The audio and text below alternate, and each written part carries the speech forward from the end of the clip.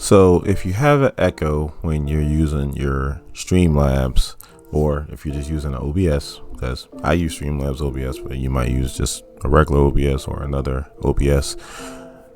Either way it goes, to fix the audio problem is very easy. Now, when it happened to me, I didn't know how to fix it. I tried to reconnect my device. I pretty much tried to restart my computer. I tried a lot of stuff. Nothing worked.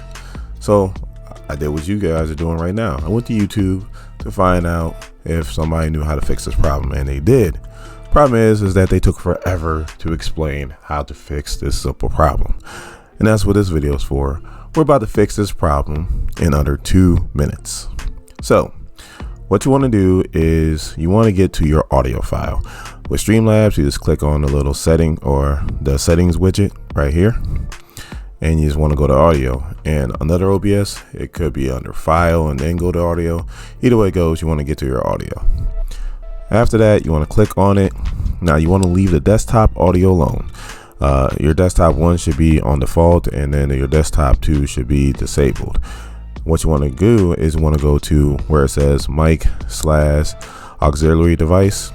1, you want to put in whatever your mic is. Like for me, I use a blue snowball. There we go. So that's my mic. So I want to click on that. Everything else you want to leave disabled. Boom, there you go. That's all you gotta do to fix the echo in your OBS. As soon as I did that, everything worked just fine. In saying that, if you are new here to SEM, please hit that subscribe button, become part of this SEM Nation. Once you become part of this nation, that bell notification, you'll know when the video comes out. And if you like this video, please give me a thumbs up. My name is Dorian. This is SEM. Thank you guys for watching my videos. I really do appreciate it. And you guys have a good day. A little over 2 minutes. Still faster than everybody else.